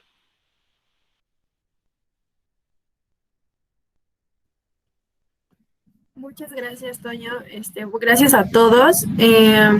Sin más que decir, le paso la palabra a mis compañeros. Adrián Curi, Nicole Iglesias, Jimena Rubio, Sofía Fernández de la Torre, Ramsés Escalante, Aurora Regina. Ellos van a dar la conclusión de este evento tan interesante, así que les cedo la palabra a mis compañeros. Gracias, Susan. Bueno, pues vamos a dar inicio. Pero antes que nada, quisiera agradecerles a todas, a todes y a todos. Sí, ya lo dije, sí. Por mantenerse conectados estos días, por brindarnos su escucha, por estar pendientes y a los ponentes también por llevarnos a cuestionamientos a través de todos los trabajos increíbles que nos presentaron a lo largo de estos 3 días. Y pues una mención y agradecimiento especial a Toño y a Pati por apoyar las ideas nuestras y pues mantenerse siempre cerca durante todo este proceso que fue pues organizar el coloquio. Y pues nada, quiero abrir este diálogo tomando como punto de partida la virtualidad, que fue el tema que nos dispusimos a tratar y a desmenuzar durante estos 3 días, y es el mismo que pues hoy nos permite estar aquí juntos, a lo mejor sin conocernos o sin habernos visto, pero aquí estamos. Y bueno, sin duda este contacto a través de una pantalla, las redes sociales y lo virtual ha sido nuestro sostén para solventar esta falta tanto psíquica, si lo queremos ver desde el lado psicoanalítico, como la falta evidentemente física a la que hoy nos enfrentamos por la emergencia sanitaria. Bueno, sin embargo, constantemente hemos estado siendo bombardeados con mensajes que resaltan esta imperiosa necesidad de tener una pareja o de tener a un otro al lado nuestro, y lo hemos visto a través de todas estas plataformas de citas y tal, y creo que esto deviene en un constante pensamiento de sentirnos solos y de que nos dé miedo estar a solas. Y pues siento que ante todo lo que hablamos durante estos días y acerca de todos estos fenómenos del amor contemporáneo, es importante destacar que, pues sí, no tener pareja no es significado de estar solo. Al contrario, como lo planteó Winnicott en algún momento, tener la capacidad de estar a solas, pues es una señal de madurez psíquica y de haber elaborado bien ciertos procedimientos durante la infancia. Si bien es cierto que somos seres sociales, también como lo diría Aristóteles, y desde que nacemos necesitamos de un otro, y también hemos sido objetos de amor y de rechazo por múltiples ocasiones, que a su vez nos han hecho crecer y madurar, pero creo que justamente este tiempo de pandemia y de aislamiento, si lo queremos ver así como un aislamiento, nos ha dotado de incomodidad para poder reflexionar, o sea, porque antes estábamos sujetos a todos los estímulos diarios de placer, en muchas ocasiones y en nuestras rutinas diarias, y justo estos momentos de estar a solas nos hacen poder repensar nuestros vínculos y plasmar nuestros pensamientos, reflexionarlos, y creo que es sumamente importante resignificar los vínculos afectivos, y creo que no solo de una pareja si es existente o no, sino de amistades y de familia, y pues por qué no resignificar también al eros. Y bueno, ya solo decirles rapidísimo, porque tenemos poquito tiempo y mis compañeros van a compartir puntos muy interesantes, que me ha encantado poder tener estos espacios para compartir puntos de vista divergentes y convergentes, y que esto comenzó siendo como un coloquio donde dijimos como, bueno, se va a presentar esto y aquello, y al final se convirtió en una gran conversación entre todos, lo cual siento que enriqueció muchísimo la participación de todos los ponentes y nosotros que también estuvimos escuchando. Y pues ya para finalizar un poco todo esto, les dejo una frase que me gusta mucho y que creo que resume bien lo que mencionaba hace un ratito, y es que, bueno, lo dijo Fromm, y es que paradójicamente ser capaz de estar solo es la condición para ser capaz de amar. Y pues nada, yo solamente los sigo invitando a que sigan cuestionándose como lo hemos hecho, y rompiendo paradigmas y resignificando el amor. Y ya sin más, le paso el micrófono virtual a Sofi. Bueno, hola, estoy yo también muy emocionada y muy feliz por este evento, entonces también les voy a agradecer, sobre todo los que se quedaron los 3 días. Y bueno, definitivamente me dejan con más dudas que certezas, entonces les voy a compartir un poco de mis dudas, pero para empezar esto, pues yo igual quiero hablar de Byung-Chul Han en La agonía del Eros, como ya lo hicieron, pero acerca de la pornografía, ¿no? Que nos dice que hay algo más sexual que lo sexual, y es la pornografía. En este planteamiento me lleva a pensar en que no hay espacio para el eros, y si no hay espacio para el eros, ¿qué pasa con nuestros vínculos? Porque parece que los construimos en un juego en paralelo, como los niños, donde ni siquiera nos miramos, pero sin embargo estamos en una búsqueda constante de virtualidad, como si ahí tuviéramos un encuentro o cercanía. Pero hay un encuentro que hemos evitado, pero la desaceleración de la pandemia nos ha puesto de frente, y es el encuentro con nosotros mismos. Sin más que decir, pues les doy la palabra a mi compañero Adrián. Muchas gracias a todos. Gracias, Sofía. Justo yo quiero hablar de primero un poco de lo que ha sido la pandemia para nosotros, porque sí se mencionaba en una de las primeras ponencias el síntoma contemporáneo, que es esta búsqueda de goces sin límites. Sin embargo, en la pandemia no tenemos acceso a nuestros amigos, no tenemos acceso a lo que veamos normalmente. Entonces, pues lo más fácil para todos ha sido voltearnos a lo digital. Sin embargo, la satisfacción que nos puede traer lo digital es genuinamente muy limitada, o sea, son solamente mensajes, son solamente likes, son cosas que en realidad tienen muy poquita significación y pues consecuentemente muy fácil se puede crear una obsesión buscándolas porque nunca vamos a llegar a donde en realidad queremos llegar.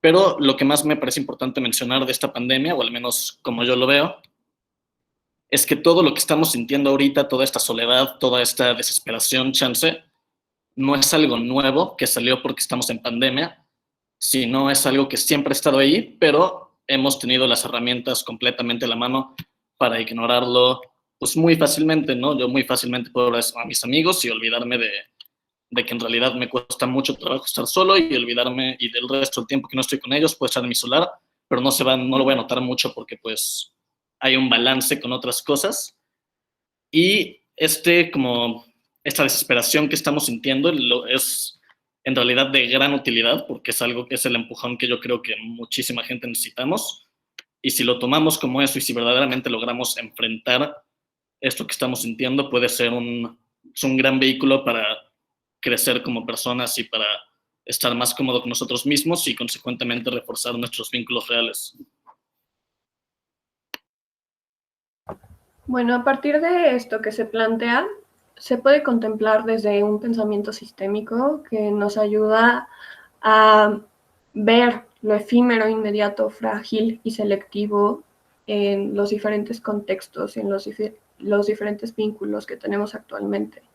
De la misma forma, podemos identificar con mucha claridad a la pareja como síntoma, que nos recuerda un poco al malestar como parte de una homeostasis necesaria para mantener un sistema. No necesaria realmente, pero que hace que haya este equilibrio. Por otro lado, verlo desde esta perspectiva nos permite identificar los paradigmas, sesgos poblacionales y privilegios en relación con lo virtual, porque como se mencionaba hoy, sí existe esta diferencia de quién puede acceder a la tecnología y quién no, y bajo qué. Y por otro lado, nos permite ver cómo el capital sexual se ha visto transformado por ser objetivo y mesurable.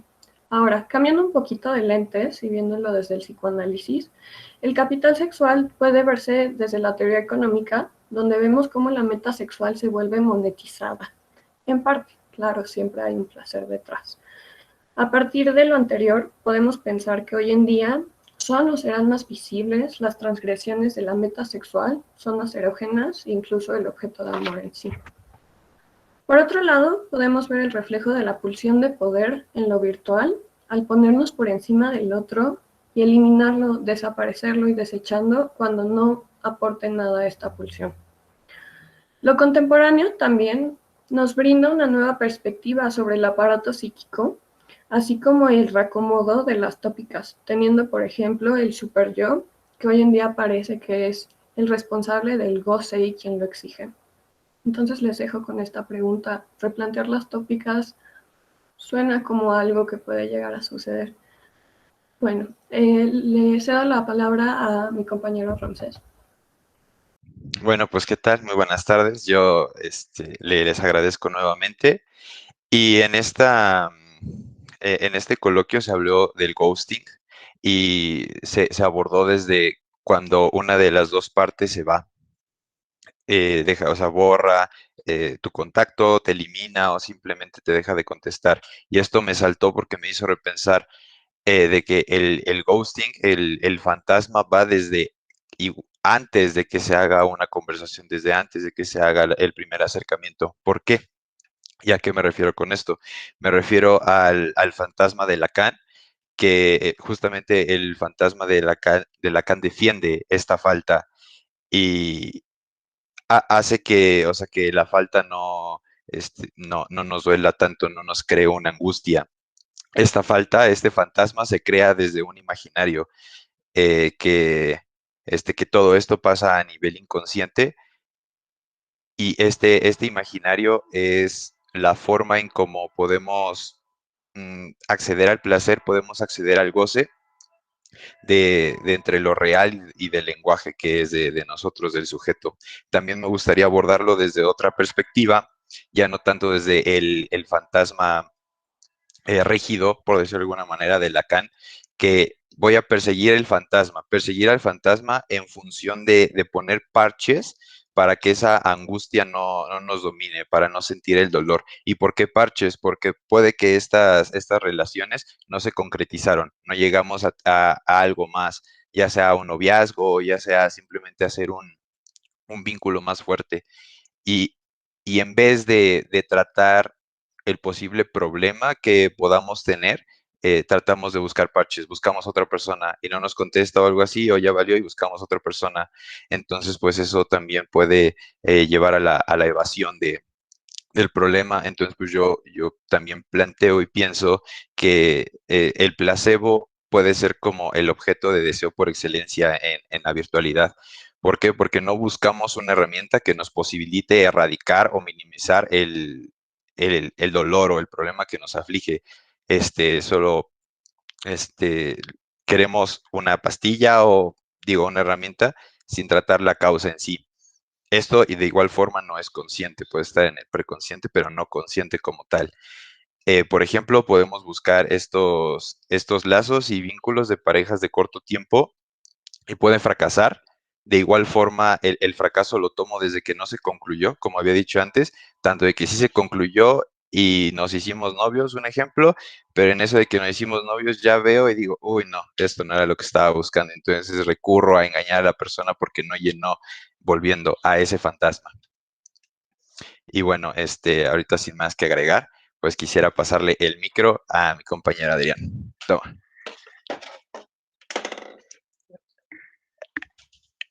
Muchas gracias, amigo.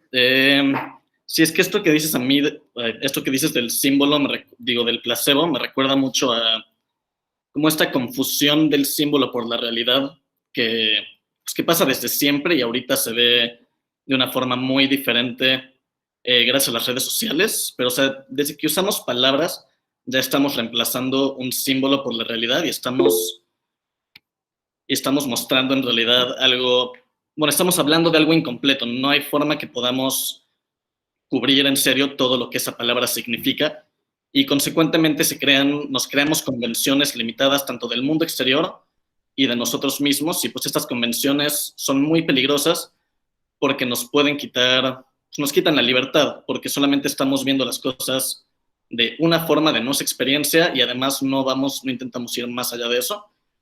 Lo que pasa en las redes sociales es que intentamos además solidificar estas convenciones porque estamos poniendo nuestras máscaras en mi perfil y estamos creando un tipo de museo del yo en el que sí estamos diciéndole a la gente como vean, esto es lo que soy yo y como todos ustedes lo están viendo y como yo lo estoy publicando, entonces debe ser real. Y lo que pasa es una como sobreidentificación con el super yo que en realidad no nos va a traer nada más que conflicto interno y es que la mera identificación nos está predisponiendo a pasarla peor porque entonces sí va a haber mucho más choque entre lo que sí está pasando y lo que está pasando hasta dentro de mí, no solamente fuera de mí, y lo que yo quiero ver y lo que yo quiero que vean los demás. Y pues esto es claramente un problema muy grande y se ve demostrado, por ejemplo, con los casos de suicidios, de padecimientos psicológicos, que pues están mucho más altos que nunca y también de la autoestima en general muy bajo en las generaciones de hoy en día. Y eso es todo por mi parte. El micrófono. Ah, sí, perdón, Ramses, te lo regreso. Ok, bueno, muchas gracias por regresarme el micrófono y poder tomar la palabra. Bueno, esto de que mi compañero Adrián abordaba de solidificar, yo lo voy a abordar desde otro lado, desde un tema en que existe esta frase en el amor y también lo voy a abordar desde la familia, desde las personas que nos criaron, que es el dar alas.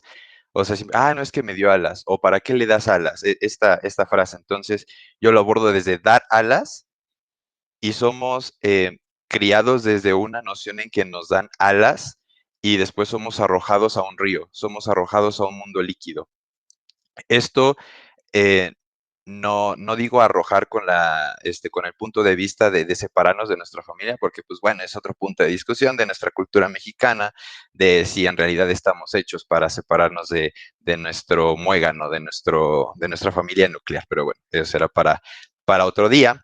Aquí lo abordo de que nos crían de una manera para entender el mundo, pero ya cuando somos aventados a este mundo líquido, no entendemos algo, se nos hace absurdo. Y justamente es porque todo fluye tan rápido, porque nuestra mente, nuestro cuerpo trata de ordenar el caos que es la vida misma, pero simplemente no podemos por todas las personas que conocemos, a veces ni sabemos quiénes somos nosotros, ni podemos conocer al otro por todo este movimiento, por esta fluidez de la cual les hablo. Y justamente por ese problema pienso que no se arraigan los vínculos, sino solamente una vida llena de goce o de placeres inmediatos, por esta imposibilidad que nos trae el fluir y concretizar esos vínculos, y se cae ya en un hedonismo. Y bueno, pues eso era lo que yo quería aportar. Quisiera recordar que no me paro aquí trayéndoles respuestas, no me paro aquí trayéndoles certezas, como bien dijo mi compañera Sofía, sino cuestionamientos, preguntas. Yo, desde una noción de la filosofía, que para mí la filosofía no es algo que te traiga respuestas, sino de que hace las preguntas correctas. Gracias. Bueno, desviándonos un poquito de esto que nos menciona Ramsés, quisiera plantearles esta pregunta sobre la violencia y la violencia en cuanto a cómo moldea lo que entendemos por amor. Y cómo esta misma se ha normalizado a tal punto que si nos es imposible ejercerla, optamos por el anonimato y hacerlo de forma virtual y repetir estos ciclos violentos. Por lo anterior, me gustaría mencionar lo importante que es tener responsabilidad afectiva en todos nuestros vínculos, desde nosotros mismos, nuestra pareja, nuestros amigos y el mundo en general. En especial ahora que hemos sufrido tantas pérdidas y procesos de duelo que pueden incluir el ghosting como un proceso digital, la pérdida de seres de seres queridos a partir de la pandemia actual que nos atraviesa. Y por último, mencionar que lo contemporáneo ha permitido reivindicar nuestra sexualidad siendo mujeres o disidencias y apropiarnos de nuestro placer. Y recordar también que lo privado y lo personal es político, entonces seguir con esta lucha que a algunos nos apasiona, e invitarles a pensar sobre estas violencias que inconscientemente ejercemos. Y pues muchas gracias, y más por mencionar por el momento, le cedo la palabra a mi compañera Jimena. Gracias, y gracias a todos ustedes por haber estado en estos días o en este día. Yo preparo algo distinto a lo que mis compañeros les compartieron. Voy a compartirles un pequeño escrito sobre una experiencia de amor virtual que yo viví. Entonces, bueno, lo titulé Amor de archivo. No, amor archivado, lo siento. Qué sencillo fue hallarnos dentro de esta red repleta de incertidumbre. Bastaron un par de clics y nuestras vidas hicieron match durante 168 días. Tal era la soledad en la que me encontraba, que así como Eva salió de la costilla de Adán, del reflejo de la oscura pantalla de mi celular, te creé a ti. No mentiré recitando nuestra primera conversación. Eras una ventana más dentro de mi lista de chats, pero sin darme cuenta pasaron los días y ya te había contado gran parte de mi vida. 2 fotografías tuyas me bastaron para situarnos en 1000 escenarios, aunque dentro de mi mente tu rostro lucía diferente, tenía forma de las palabras que me escribías y de las que pronunciabas en cada una de nuestras llamadas.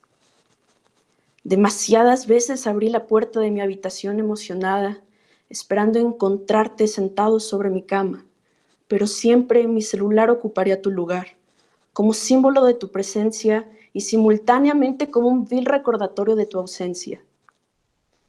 Pavlov habría estado orgulloso de la taquicardia que presentaba cada vez que mi celular vibraba y de cómo creía que esto significaba que en verdad te importaba. Pero un día te marchaste sin escribir una sola palabra. ¿Cómo lidiar con tu partida si tu presencia nunca fue certera? ¿Cómo reconocer tu existencia si un chat vacío es lo único que me queda? Ha pasado un mes desde el último mensaje que recibí de ti y los días no han dejado de ser confusos porque, aunque mi celular sigue aquí conmigo, de alguna forma tú ya te has ido. No creo que un fantasma tenga tan poca decencia como tú. Él al menos deja un cuerpo como prueba de su existencia material. Tú me has dejado una foto en blanco y cientos de mensajes eliminados, además de esta batalla en mi cabeza en donde ya no estoy segura de tu existencia.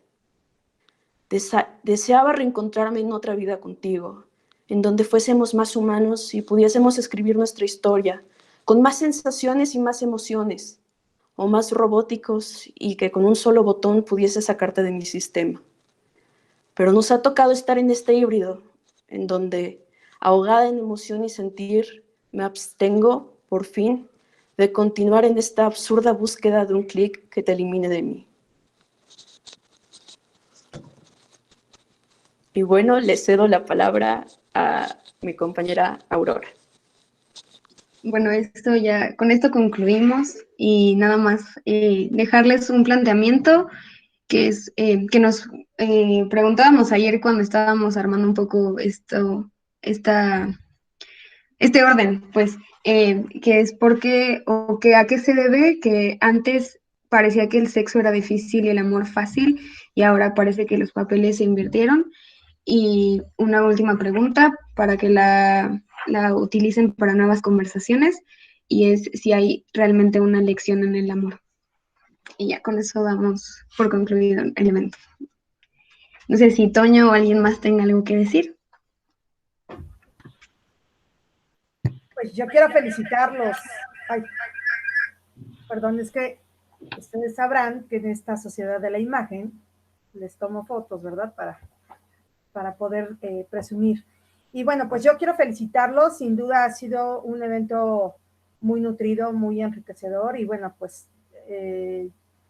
ha sido de verdad muy ameno, muy interesante escucharlos. Fueron 3 días donde se plantearon diferentes preguntas en torno al Eros digital. Desde la primera exposición, el doctor Jorge Moctezuma, el maestro Amora Cornelas, ¿no? Las compañeras que ya presentaron, Hannah Magui, en fin, bueno, no quiero dejar de nombrarlos. Cada una de las exposiciones nos han dejado sin duda una pregunta, ¿no? O sea, es decir, más que cerrar, han dejado abiertas las preguntas. Entonces yo quiero en este momento aprovechar para lanzarles la invitación a que construyamos juntos el segundo coloquio Amor en tiempos de selfie para el próximo año. Porque bueno, sin duda creo que quedan muchas más preguntas abiertas que cerradas. Entonces, bueno, pues yo les agradezco. Muchas notas, les vengo siguiendo el paso y pues bueno, sin duda esta sociedad del espectáculo, esta sociedad del consumo, de la imagen, en fin, quedan más preguntas. Yo quiero agradecerles a cada uno de ustedes su iniciativa. De verdad, me encanta la emoción con la que ustedes crearon este evento. Desde aquella clase, ¿no? Desde aquella clase donde empezábamos justo a platicar estos temas y bueno, llegar a este punto. Entonces, bueno, pues muchas gracias a todos. Entonces, bueno, pues yo creo que esto nos da oportunidad para anunciar que auguramos una segunda jornada de coloquio de amor en tiempos de selfie para el próximo año. Habrá que ver si será de selfie, habrá que ver en qué contexto lo vamos a estar pensando, sobre todo porque, bueno, sobre todo la pregunta en torno a esta situación que nos ha dado oportunidad, como ya bien comentaba Aurora, ¿no? Lo virtual nos ha dado la oportunidad de sostener este espacio, pero también nos ha dado oportunidad de justo de sostener el semblante, ¿no? De manejar, digamos, una imagen más allá de conocer realmente a la persona. Entonces, bueno, pues yo quisiera agradecerles y pues un aplauso simbólico para cada uno de ustedes. Muchísimas gracias. Gracias, de verdad, ha sido una jornada increíble y pues damos justo, somos súper extremadamente puntuales. No sé si alguien más antes de cerrar. Toño.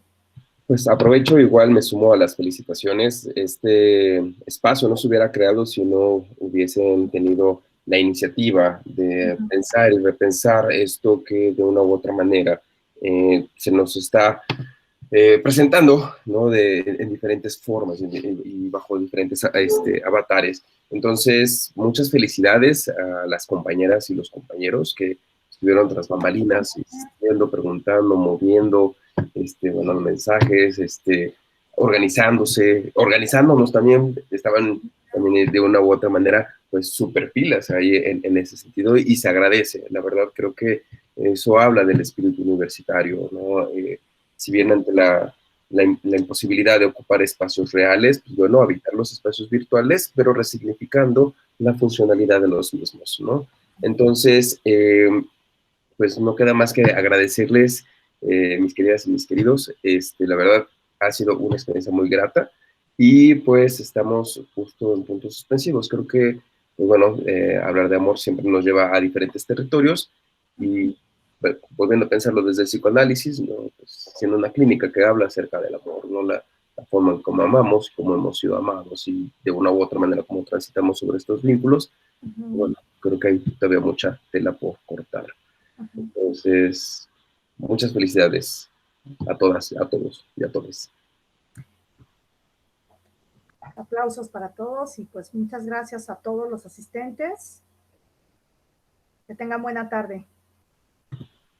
Pues, a nombre de la Universidad de Claustro de Sor Juana, de la licenciatura en Psicología y de la maestría en Estudios en Psicoanálisis, les agradecemos a todas, a todos y a todes la presencia, escucha, palabras, reflexiones y, evidentemente, el que estén acompañándonos, y le damos por concluido el coloquio Amor en tiempos de selfie, gracias a la participación de quienes ahora integraron este espacio. Pasen un excelente día. Buenas tardes a todos, felicidades. Nos vemos, gracias. Hasta luego, gracias a todos. Chao.